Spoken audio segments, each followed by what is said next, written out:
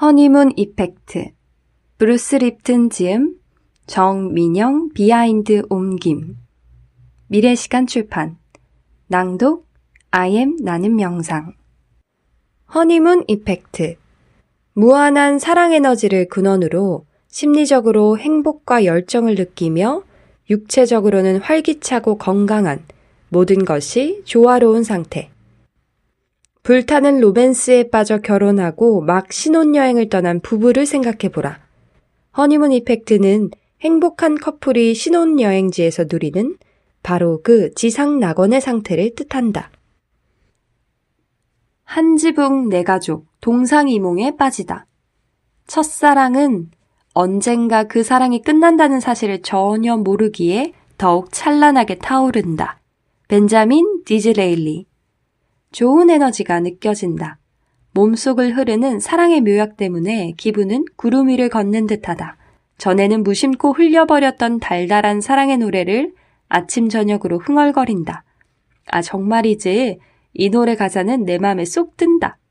마침내 당신은 허니문 이펙트를 창조해냈고 삶에는 그토록 꿈꾸던 사랑이 찾아왔다. 그리고 이번만큼은 이 감정이 영원하리라고 믿는다. 그런데 예상치 못한 일이 생긴다. 갑자기 모든 것이 무너져 내린다. 마음은 쑥대밭이 되었다. 남은 건 빛나는 사랑이 남긴 가슴 아픈 추억뿐이다. 참 이상한 일이다. 어떻게 그 마법 같던 사랑이 전쟁 같은 싸움으로 변하고 아름답던 결혼 생활의 종착지가 이혼 법정이 될 수 있을까? 당신은 분명 허니문 이펙트에 관한 지식이 효과가 있길 바랐고 효과가 있으리라 믿었다. 그런데 이 결과는 뭐지?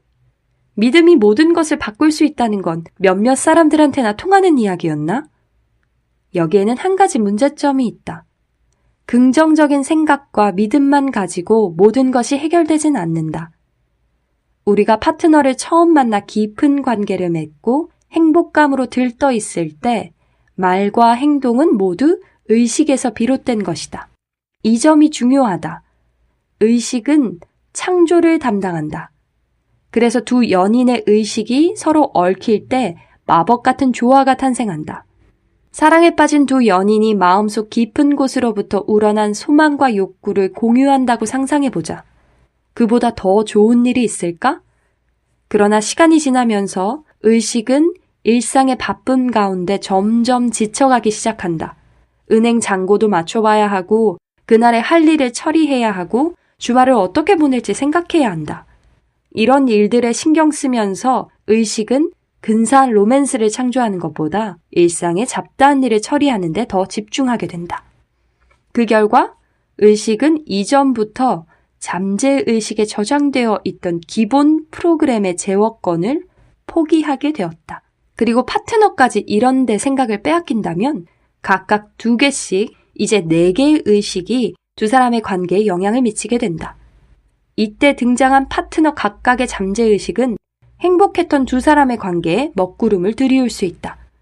의식이 집중을 잃을 때 덩달아 허니문 이펙트의 창조력도 상실된다.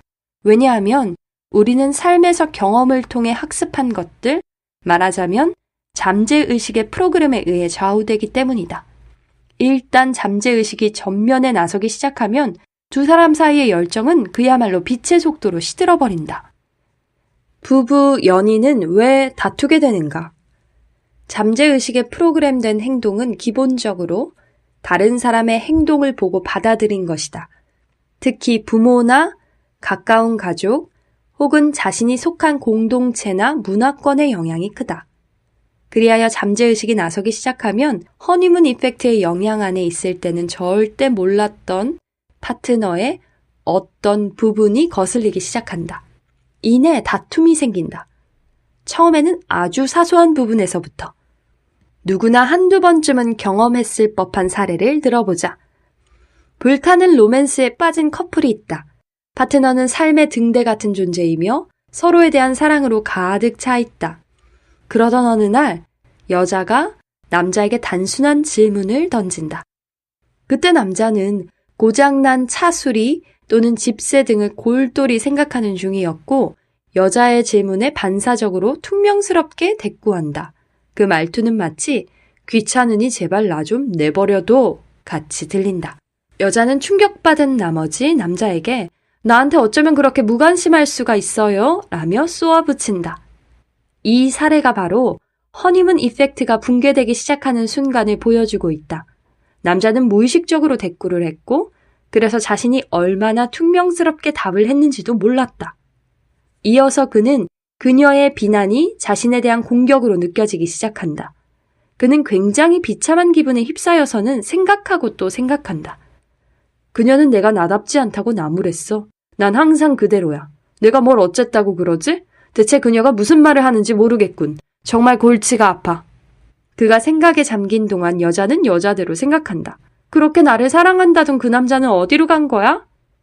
두 사람의 의식은 현재 순간에서 분리되어 불유쾌한 상황에 머무르고 있다.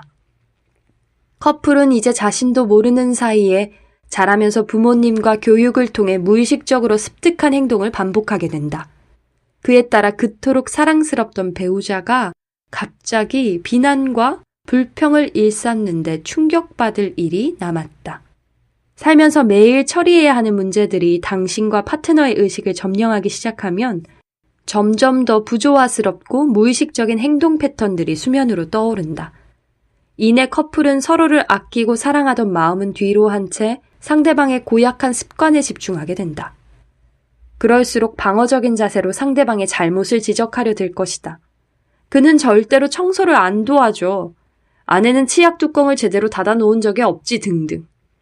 처음 사랑에 빠졌을 때는 보이지 않던 것들이 이제 눈에 들어오는 것이다. 심지어 온라인 데이트 사이트를 통해서 만난 커플이라면 가입비를 환불받아야 한다고 생각할 수도 있다. 그는 자기소개를 정직하게 적지 않았어. 안타깝지만 자기가 어떤 사람인지 소개해보라는 질문에 나는 이런 사람이다라고 설명이 가능한 부분은 전체의 겨우 5% 정도다.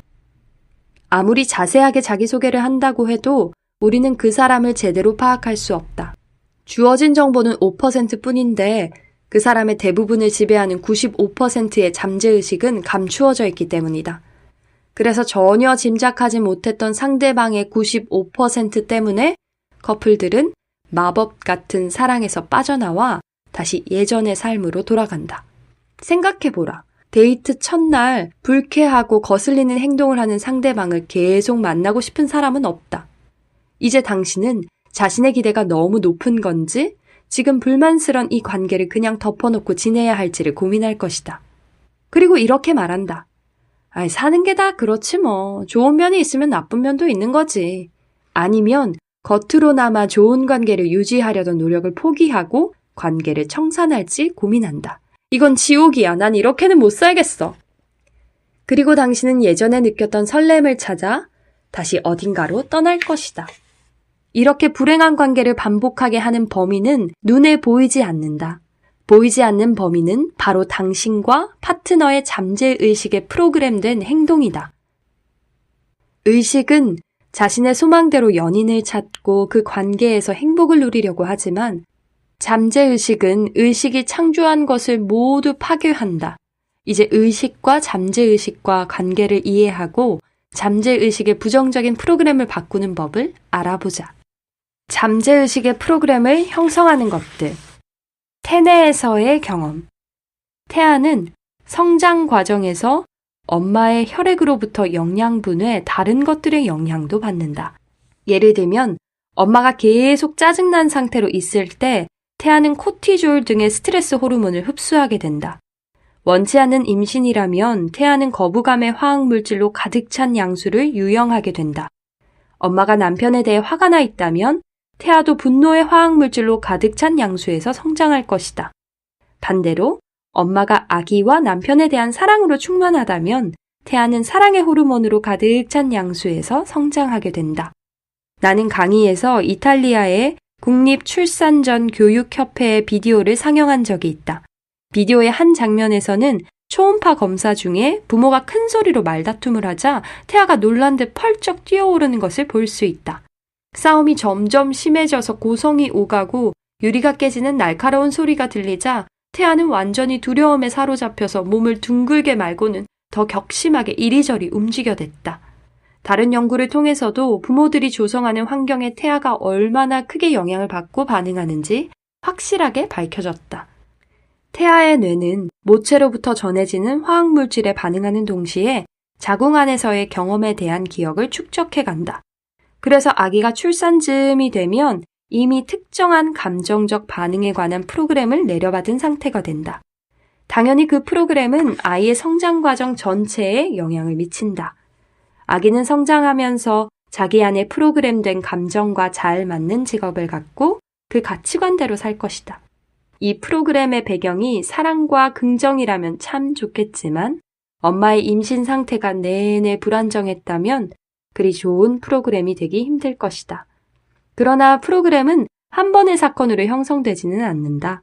엄마가 같은 감정 상태를 반복해서 느꼈을 때 태아에게 프로그램화된다. 엄마 뱃속에서의 9달이 한 인간에게는 삶의 모든 면에서의 기초를 형성하는 시기라는 것이다.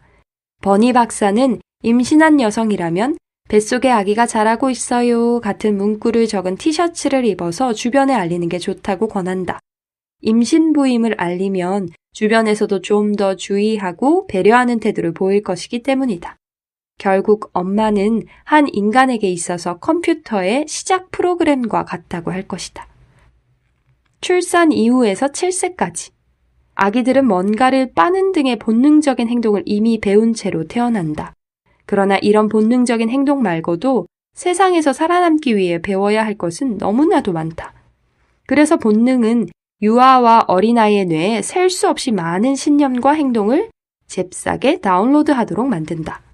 우선 엄마 뱃속에서의 기간과 출생 후 1세가 되기까지 사람의 뇌는 가장 느린 주파수의 뇌파 활동을 보이는데 초당 4에서 5Hz로 물결치는 델타파의 활동이 가장 두드러진다. 아이들이 잠을 많이 자는 이유가 델타파 때문인데 성인에게서 델타파는 흔들어 깨워도 못 일어날 정도의 깊은 잠에 빠진 경우에 나타난다. 2세부터 6세까지 아이의 두뇌 활동은 세타파가 지배한다. 세타파는 주로 상상을 할 때 나타나는데 이 나이 때 아이들은 무궁무진한 상상력을 발휘하면서 뇌도 같이 발달시켜 나간다. 혹시 자녀가 빗자루를 보고 말이라고 하는가? 그렇다면 아이에게 이건 말이 아니고 빗자루야 라고 해도 소용없다. 세타파가 대뇌를 지배하는 동안 아이들은 자기만의 세상에서 신나는 시간을 보내는데 그 상태에서는 상상과 현실이 따로 구분되지 않는다. 아이들의 눈에는 빗자루는 훌륭한 말이다. 뇌는 특히 세타파 상태에서 기억력이 우수하다. 그래서 아이들은 환경에 적응하기 위해 주변의 막대한 양의 정보를 순식간에 기억하고 받아들일 수 있다. 그래서 부모들은 가끔 자신이 무심결에 했던 막말을 어린 자녀가 그대로 흉내내는 것에 깜짝 놀라며 당황하기도 한다. 기발하게 설계된 아이들의 따라하기 프로그램은 부모가 비판과 꾸중을 심하게 할 경우 없어지기도 한다. 그걸 해서는 안 된다. 넌 미술에는 소질이 없구나. 영리하지가 못해. 못된 아이구나. 넌 체력이 너무 약해 등등. 물론 대부분의 부모들이 이런 부정적인 말과 지적을 하는 의도는 자녀들이 사랑스럽지 않아서가 아니라 좀 더 바르게 자랄 수 있도록 격려하는 차원이기는 하다. 이런 지적과 비판이 효율적인 코칭이 되려면 아이들이 부모의 부정적 반응 이면에 있는 긍정적인 의도를 해석할 수 있어야 한다. 그렇지만 6, 7세 아이들의 뇌 활동은 의식적이고 논리적인 것과는 거리가 멀기 때문에 자신을 꾸짖는 부모의 말이 사실이 아닐 수도 있음을 납득하지 못한다. 그래서 부모의 꾸중이나 비판의 말을 마치 컴퓨터의 프로그램을 다운받는 듯 모두 진실로 받아들이는 것이다. 특히 엄격하고 잔소리가 많은 부모들은 아이들을 잘 키우기 위해 그런다고 하지만 본인의 그런 태도 때문에 아이들은 자신을 무가치한 존재로 여길 수 있다. 예를 들어보자. 한 아버지가 5살 난 아들을 데리고 K마트에 간다. 아들은 마트에서 장난감을 보고는 푹 빠져서 당장 사달라고 조른다. 아버지가 안 된다고 하자 아들은 마트의 모든 사람들이 다 쳐다볼 정도로 큰 소리로 생떼를 부린다. 주변 시선에 당황한 아버지는 화가 나서 최대한 엄하고 무서운 목소리로 아들에게 넌 그걸 가질 자격이 없다 라고 말한다. 이때 혼이 난 아이는 잠재의식으로 아버지의 말과 거절을 액면 그대로 받아들인다. 난 괜찮지 않은 아이구나. 난 사랑받을 자격이 없구나. 나는 사랑받을 자격이 없다는 잠재의식의 인상은 허니문 이펙트 창조를 방해하는 가장 큰 장애물이다. 놀랍겠지만 대부분의 사람들에게 나는 나 자신을 사랑합니다 라는 문구를 말하게 하고 근반응 검사를 하면 근육의 힘이 약해지는 증상이 나타난다. 나는 강연을 할 때 청중들에게 종종 나는 나 자신을 사랑한다는 문구를 말하면서 근반응 검사를 해보도록 한다. 대다수 사람들의 팔이 내려오면 나는 이렇게 말한다. 생각해보세요. 자기의 잠재의식이 사랑받을 가치가 없다고 믿고 있는데 그 믿음이 연인 관계나 배우자 관계에 어떤 영향을 미칠지 말입니다. 자신을 사랑하지 않는데 타인이 당신을 사랑해야 할 이유가 있을까? 내면으로부터 자신이 사랑스러운 존재라는 걸 믿지 않는데 타인이 그런 당신을 사랑하기란 어려울 것이다. 사랑받을 자격 없음이라는 잠재의식의 프로그램은 일상의 95%를 점령하고 있고 그런 감정은 무의식 중에 행동을 통해 드러난다. 아마 그 비밀스런 상처는 마음속 깊이 간직하고 있어서 누구도 모를 거라고 생각할 테지만 절대 그렇지 않다. 내적인 신념은 표정에도 드러나고 행동으로도 드러난다. 큰 소리로 나는 사랑받을 자격이 없어요 라고 떠들고 다니면서 자신만 모르는 격이다. 게다가 이런 부정적인 신념은 그 사람의 에너지장에 직접적인 영향을 준다. 그 결과 그토록 바람하지 않은 멋진 관계는 보이지 않는 힘의 방해로 점점 손에 넣기 힘들어지게 된다. 생각해보라. 우리 중 얼마나 많은 사람들이 자기 부모의 결혼 생활에서 안 좋은 모습을 보고 배우며 자라는지 말이다. 물론 누구나 난 달라. 난 절대로 부모님 같은 결혼 생활은 하지 않기로 다짐했어 라고 강하게 말한다. 하지만 이 바람직한 소망은 의식에서 비롯된 것이다. 그러는 사이에 95%를 지배하는 잠재의식은 부모의 행동에서 보고 배운 대로 우리의 행동을 이끌어가려 한다. 사람들은 때로 잠재의식이 이렇게 프로그램화 되었다는 정보를 알려주어도 끝끝내 부인한다. 오랫동안 알고 지낸 빌이라는 친구가 있다고 하자. 여러분은 빌도 알고 빌의 아버지도 알고 있다. 하루는 빌이 자기 아버지와 비슷한 행동을 하는 걸 보고는 지나가는 말로 빌, 너 너희 아버지랑 진짜 많이 닮았어 라고 했다. 그런데 이 말을 할 때는 조심해야 된다. 왜냐하면 10중 8구 빌이 격렬하게 화를 내면서 내가 우리 아버지랑 닮았다고? 너무 심한 말 아니야? 난 아버지랑 전혀 다르다고! 라고 반응할 것이기 때문이다. 이 이야기의 요점은 다른 사람들은 여러분이 부모님과 비슷하게 행동한다는 걸 다 안다는 것이다. 여러분 자신만 빼고. 너나 할 것 없이 우리 모두는 이야기의 빌이다. 우리는 의식적인 사고를 통해 자기의 의지대로 행동한다고 믿는다. 하지만 의식은 졸음에 빠지면 현재에 대한 통제권을 놓치게 되고 그러는 사이 잠재의식이 의식의 자리로 끼어든다. 그 결과 자신도 모르는 사이 부모님을 통해 배운 대로 행동하게 되는 것이다. 그렇다면 세타파가 유도되어 잠재의식으로 쉽게 모든 것을 받아들이는 시기는 언제쯤 끝날까? 아이가 6, 7세 무렵이 되면 뇌는 충분히 발달해서 서서히 고출력 주파수인 알파파를 방출하기 시작한다. 알파파는 차분하고 의식적인 상태에서 나오는데 드디어 이 시기가 되면 아이들은 자아, 셀프라는 관념이 생기기 시작한다. 앞서 예를 든 K마트 이야기로 가보자. 생떼를 부리던 아이는 10살 정도가 되었고 뇌에서는 알파파가 주로 방출된다. 이때쯤이 되면 아이는 넌 그 장난감을 가질 자격이 없다 라고 꾸중을 한 아버지의 말을 문자 그대로 해석하지 않을 수 있다. 아이는 의식적으로 그 상황을 다시 평가하고 자신을 납득시킨다. 나 때문에 쇼핑 시간이 오래 걸려서 아빠가 화가 났어. 안 그래도 아빠는 쇼핑하는 걸 싫어하는 데다 얼른 쇼핑을 마치고 집에 가서 축구를 보려고 하셨잖아? 아빠는 나를 사랑해. 그리고 난 지난주에 생일 선물로 장난감을 이미 받았는걸? 물론 모든 아이들이 이렇게 자기의 관계를 잘 지각하고 차분하게 해석할 수 있는 건 아니다. 심지어 어른들도 이성적 사고에 집중하지 않으면 부정적인 프로그램에 덫에 걸릴 수 있다. 그러나 아이가 아주 어릴 때 5세 이전에 의식적 사고가 가능한 지적 상태가 아니기 때문에 이런 객관적인 평가를 하기 어렵다. 이 일화에서 5살 아이라면 아버지의 말을 글자 그대로 진실로 받아들일 것이고 10살 아이라면 상황을 좀 더 분명하게 볼 수 있을 것이다. 이런 이야기들을 허니문 이펙트와 어떻게 연관시킬 수 있을까? 6세 이전에 받아들인 생각은 우리의 진짜 소망이나 바람, 기대에서 비롯된 것이 아니다. 그 생각들은 부모님과 친척, 형제, 자매 등을 관찰하면서 잠재의식에 입력된 것이다. 그 이미지들이 현재 우리가 누군가와 관계를 맺을 때 영향을 준다. 왜 어떤 사람들은 행복한 관계를 맺는데 왜 어떤 사람들은 늘 불행한 관계를 반복하는지 이런 맥락에서 설명할 수 있다. 어떤 가정에나 크고 작은 문제거리는 있기 마련이고 매사에 훌륭하고 이상적이며 모범적인 부모님 밑에서 자란 사람은 드물다. 따라서 행복한 관계를 맺기를 원하는 보통 사람이라면 잠재의식에 있는 이런 부정적인 프로그램부터 삭제해야 한다. 잠재의식 프로그램하기. 소망을 뚜렷하게 인지한다. 잠재의식을 프로그램하는 일을 시작하기 전에 한 걸음 물러나 자신에게 진지하게 물어보도록 하자. 내가 진정으로 원하는 것은 뭘까? 나는 사람들에게 자신이 원하는 일을 마음에 그릴 때 항상 조심하라고 했는데 사람은 정말로 자기가 원하는 걸 갖게 되기 때문이다. 지금은 내 사랑스런 반려자 마거릿의 조언대로 다음과 같은 문구로 바꾸었다. 당신이 원하는 것에 대해서는 좀 더 의식적일 필요가 있습니다. 왜냐하면 그것은 반드시 이뤄지기 때문이죠. 이제 여러분이 맺고 싶은 관계는 어떤 모습인지 희망사항을 목록으로 만들어보자. 상상력을 최대한 동원하여 자세할수록 좋다. 이렇게 함으로써 의식이 창조의 리스트를 엮어나갈 수 있다.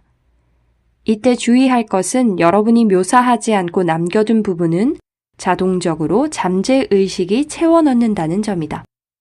여지를 남기면 자신의 뜻과는 달리 부모님이나 자신이 몸담은 공동체가 이상적이라고 평가하는 관계의 모습이 빈자리를 채울 수도 있다.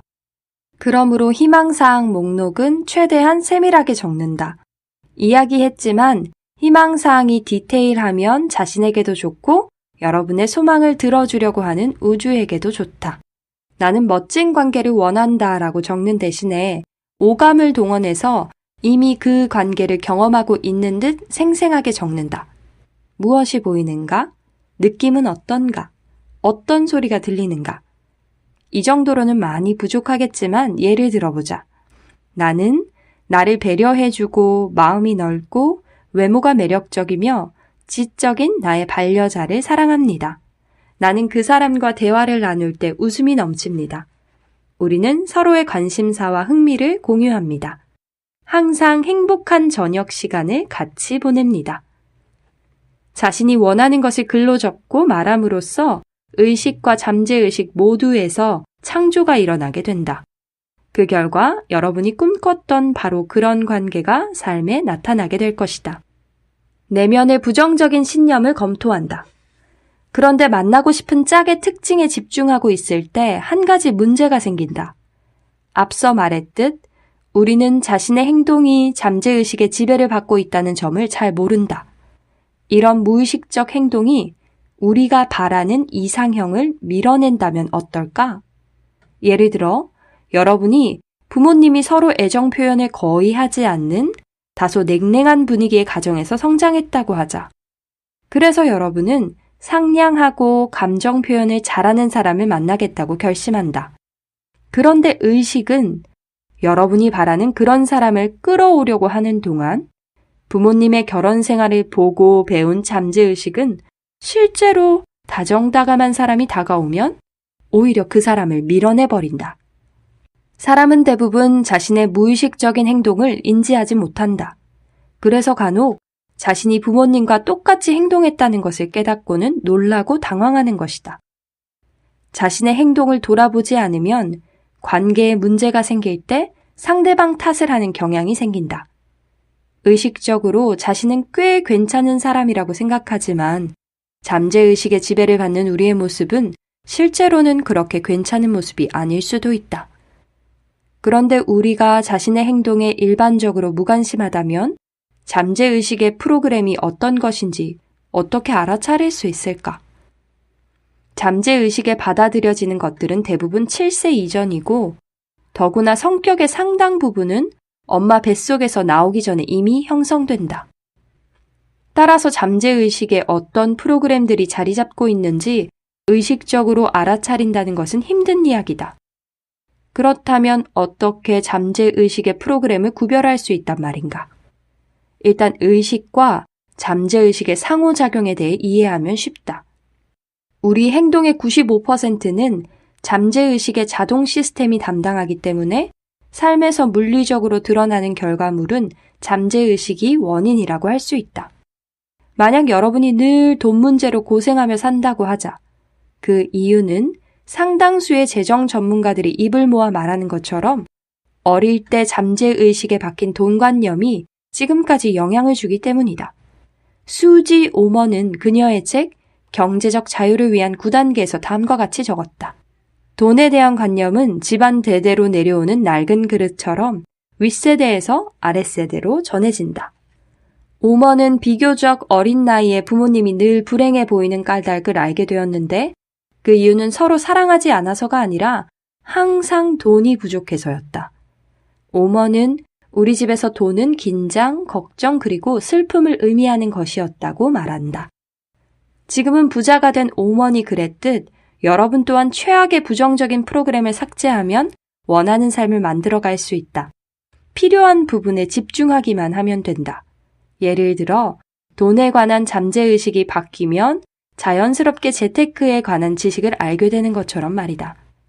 여러분이 이 책을 읽는 이유는 관계에 대한 갈증 때문일 것이다. 돈이 당장의 관심사가 아니라면 그 부분의 잠재의식을 프로그램할 필요는 없다. 자신이 좋아하는 것, 쉽게 얻어지는 것은 잠재의식이 이미 그것에 대해서는 긍정적으로 작동하고 있다는 뜻이다.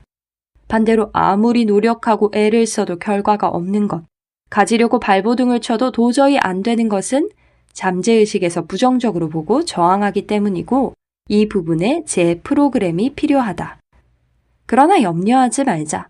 삶을 통째로 바꿔야 하는 것도 아니고 심리학자를 찾아가 상담을 받아야 하는 것도 아니다. 마음을 억지로 좋은 부분, 나쁜 부분으로 구분할 필요도 없다. 잠재의식에 부정적인 인상을 남긴 그 사람들을 비난할 필요도 없다. 수정이 필요한 것은 메신저, 그 사람들이 아니라 그 사람들을 통해 받아들인 메시지다. 그 메시지가 지금의 우리를 만들었다. 그러니 굳이 예전에 나에게 안 좋은 기억을 남긴 사람들을 곱씹으며 시간 낭비하지 말라. 특히나 과거의 일을 되새김질하는 것은 해묵은 감정을 되살려 고통을 더하기만 한다. 오로지 현재 나의 소망을 방해하는 잠재의식의 습관들을 삭제하고 수정하는 일에만 집중하라. 재차 강조하지만 이상적인 파트너를 찾는 중이라면 내면으로부터 우러나는 자신에 대한 사랑은 꼭 확인하도록 하자. 대부분의 사람들에게 자기애의 부족이야말로 허니문 이펙트를 창조하는데 가장 큰 방해물이기 때문이다. 변화의 과정에서 필요한 태도. 앞서 여러 가지 방법을 살펴보았지만 허니문 이펙트를 창조하기 위해서 커플들에게 필요한 것은 우선 깊은 수준의 대화다.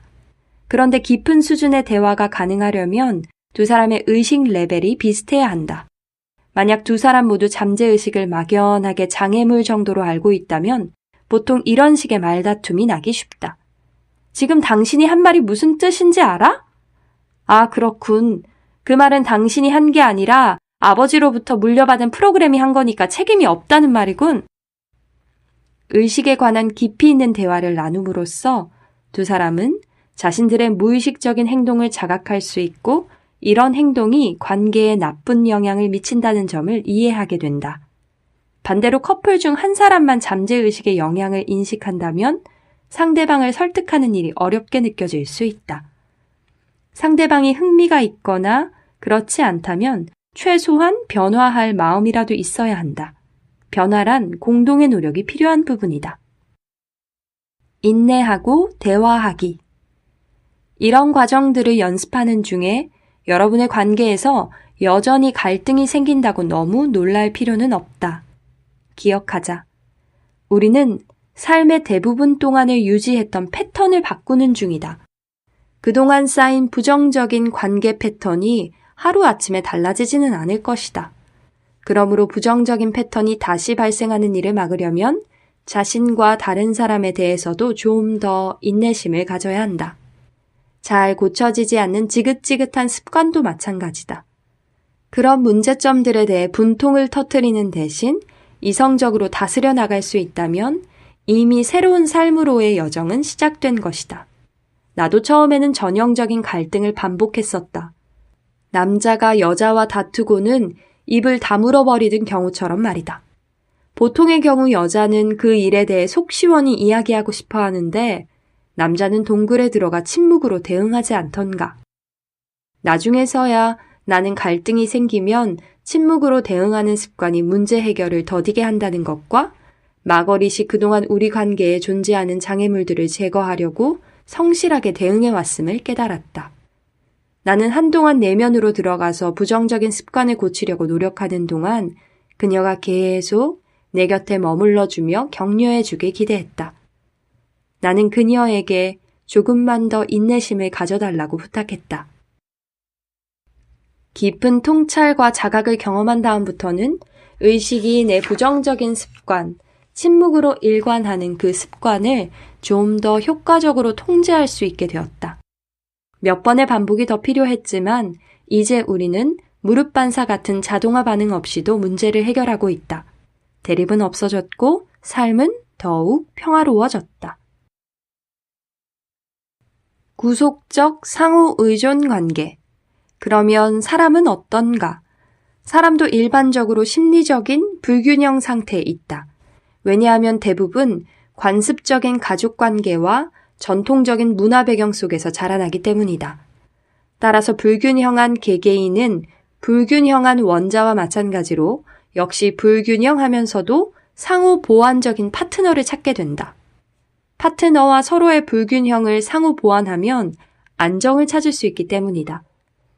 그런데 의식이 우리의 바람과 욕구를 충족시켜줄 파트너를 찾는 동안 잠재의식은 불균형한 개인적인 특성을 더욱 가중시키는 파트너를 찾는다.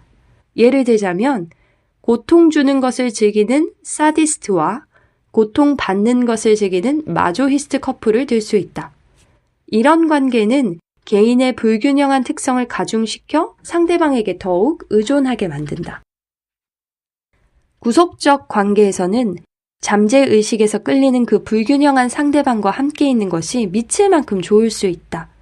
심지어 짧은 열정의 순간이 지나간 다음 관계는 점점 나빠지고 파트너는 악몽이 되었는데도 놓아줄 마음이 들지 않을 것이다.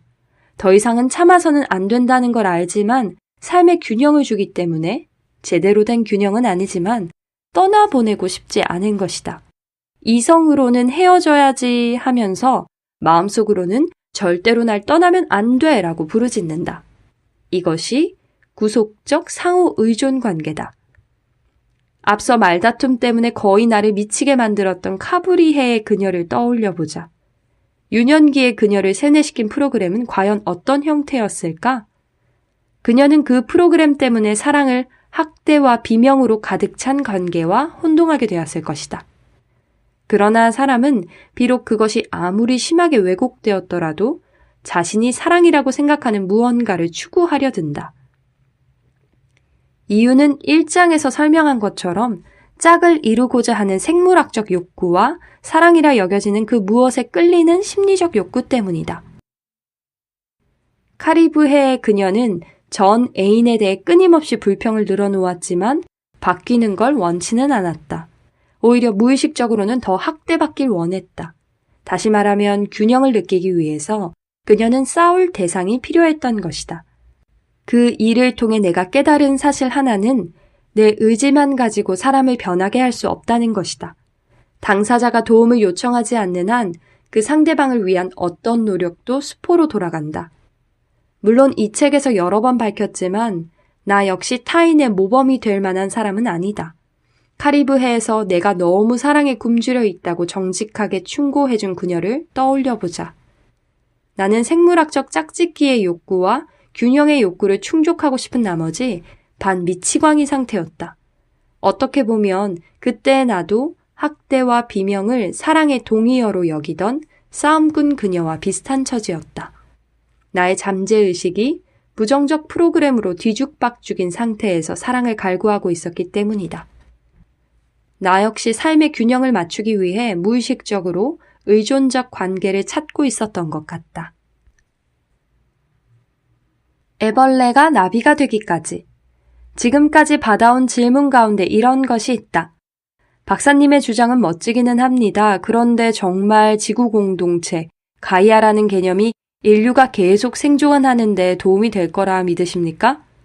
주로 이런 질문을 하는 사람들은 혼돈으로 가득 찬 현 상황에 많이 낙담해본 사람들이다. 나는 무조건적인 긍정주의자는 아니지만 이 계통의 연구를 하는 과정에서 세상에 빛을 비추고 있는 수많은 개인과 단체를 만날 수 있었고, 그래서 낙관적인 결론을 내릴 수 있었다. 첫 장에서 설명한 바와 같이 자연과 진화에서 통찰력, 희망, 지속 가능한 미래의 비전이 보이는 프랙탈 패턴을 발견했기 때문이다.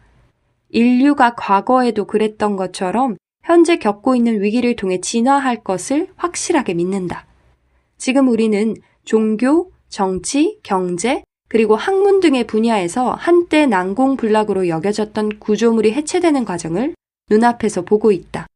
예를 들면 적자 생존의 윤리, 인류는 무작위적 돌연변이의 결과물이라는 믿음, 유전자가 우리의 삶을 지배한다는 개념 등은 150년 넘게 인간을 제약해온 시대에 뒤떨어진 생각들이다. 이런 것들은 결함투성이 신념에 기초한 시스템이기 때문에 새로운 세상을 위해서는 붕괴되어야 마땅하다. 학자의 입장에서 나는 현재의 위기를 인류가 진화의 다음 단계로 들어선 신호라고 믿고 있다. 인류 진화의 다음 단계에서는 조화와 자율에 기초한 새로운 신념의 시스템이 등장하게 될 것이다. 물론 나도 확실하게 아는 건 아니다. 아메바에게 달 우주선이나 휴대폰을 아느냐고 물어본들 별 소용없는 것과 마찬가지다. 내가 알 수 있는 건 다만 인류의 자각이 지구의 진화에 중대한 영향을 준다는 것과 그로 인해 상상도 못한 환상적인 결과가 나타날 것이라는 정도다. 무엇보다 강조하고 싶은 건 이 혼돈의 시기에 자신만 따로 떨어져 있고자 하는 유혹을 피하라는 것이다. 계속해서 뭉치고 함께 성장하려는 생물학적 욕구에 따르길 권한다. 지금은 모여야 할 시기이지 담을 쌓아 자신을 분리시킬 시기가 아니다. 다른 사람들과의 유대가 앞으로의 변화에 적응하는 데 도움이 될 것이다. 마지막으로 애벌레의 변퇴 과정을 이야기해보자. 애벌레의 표피는 60억에서 70억 개의 세포로 이루어져 있는데 놀랍게도 모든 세포는 지각력을 갖추고 있다. 인간에 비해 크기만 작을 뿐이지 기능은 동일한 셈이다. 그리고 모든 세포는 각자 맡은 일이 있다. 어떤 세포는 소화기관에서 일하고 어떤 세포는 근육기관에서 일하는 식이다. 각자가 맡은 일에 충실하면서 애벌레는 점점 성장한다. 이 시기는 모든 것이 번성하는 꿈 같은 나날이다. 그러던 어느 날 애벌레가 갑자기 먹는 것을 중단한다. 움직임도 적어진다. 세포들이 웅성웅성 동요하기 시작한다. 무슨 일이 일어난 거야? 그렇게 한동안 들어올 먹이가 없어져서 소화세포들은 해고된다. 근육세포도 애벌레가 멈추었기 때문에 실직한다. 이윽고 모든 세포가 해고된다. 이렇게 자신들이 만들고 살아가던 공동체가 붕괴되자 세포들은 공황 상태에 빠지고 많은 세포가 자살을 한다. 이제 애벌레의 조직에서 떨어져 나간 세포들의 잔해가 만든 혼합물만 남았다. 그러나 어떤 세포들은 다른 방식으로 대응한다. 혼돈의 한가운데에서 이 세포들은 미래의 가능성을 보고 새로운 세상을 만들어 나간다. 세포들이 다시금 모여들고 세포들의 잔해만 남은 그곳에서 이번에는 애벌레보다 훨씬 아름답고 화려한 날개를 펄럭이는 나비가 탄생한다. 인류는 지금 이와 같은 애벌레의 우화 단계에 있다. 성충이 되는 세포처럼 어떤 사람들이 나타나 더 나은 미래로 가는 길을 인도해 줄 것이다. 나는 이러한 성충세포 혹은 비활성기체와 같은 사람들이 지구를 치유하며 더 높은 차원으로 인류의 진화를 이끌어갈 것이라 확신한다. 그럼으로써 이 세상은 기름진 땅에 실록이 우거지고 사랑이 넘치는 부모와 오래오래 행복한 커플들, 아름다운 나비의 날개짓으로 가득해질 것이다. 사랑합니다. 나를 치유하는 목소리 낭독 북튜버 I am 나눔 영상입니다. 오디오북을 듣기 전 구독과 좋아요 잊지 않으셨죠? 여러분의 관심과 사랑은 I am 나눔 영상에게 큰 힘이 됩니다. 삶을 더 풍요롭고 아름답게 하는 좋은 콘텐츠로 찾아뵐게요. 감사합니다.